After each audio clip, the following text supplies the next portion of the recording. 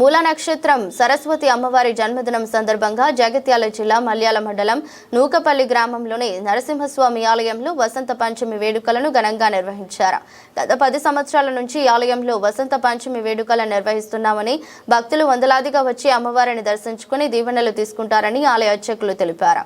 చుట్టుపక్కల గ్రామాల నుంచి పెద్ద ఎత్తున ప్రజలు తరలివచ్చి చిన్నారులకు అక్షరాభ్యాసం చేయిస్తారని, ఈ సందర్భంగా పెద్ద ఎత్తున అన్న ప్రసాద వితరణ చేస్తామని ఆలయ నిర్వాహకులు పేర్కొన్నారు.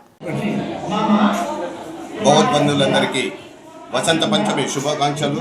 నా పేరు సురేష్, నేను జైచర్ ఈ ఆలయానికి మెంబర్గా ఉన్నాను. ఈరోజు వసంత పంచమి ఉత్సవాలను మా ఆలయ కమిటీ ద్వారా ఘనంగా నిర్వహిస్తున్నాము. ఈరోజు ఇక్కడ పిల్లలకు అక్షరాభ్యాసాలు, అన్నప్రాసన, తదుపరి విచ్చేసినటువంటి భక్తులకు కూడా అన్న ప్రసాద వితరణ చేస్తున్నాము.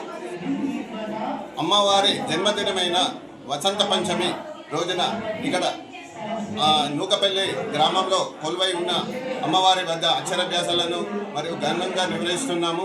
ఇక్కడికి విచ్చేసినటువంటి భగవద్బంధువులందరికీ పేరు పేరున ధన్యవాదాలు తెలియజేస్తున్నాము. శ్రీ మాత్రే నమః. శ్రీ సరస్వతి పీఠాభ్యాయత నూకపల్లి వాస్తవ్య స్థాన సరస్వతీదేవి పీఠాభ్యాయతం.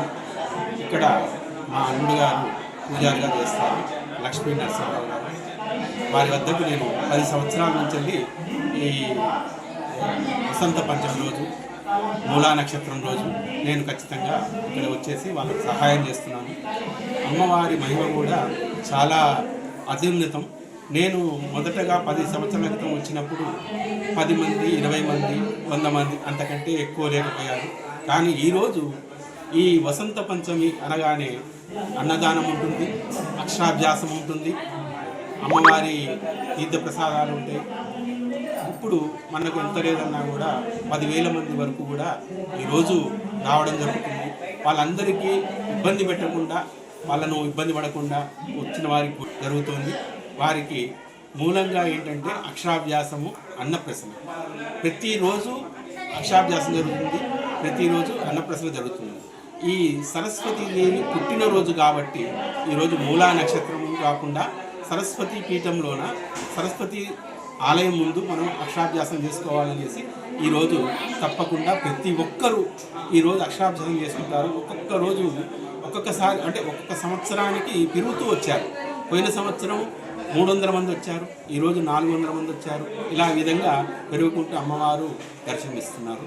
మనకు అమ్మవారి కృప ఖచ్చితంగా ఉంటుంది. వచ్చిన బంధువులకు, కమిటీ వారి ఆదర్శంలో ఇదంతా జరుగుతుంది. కాబట్టి అందరికీ ధన్యవాదాలు.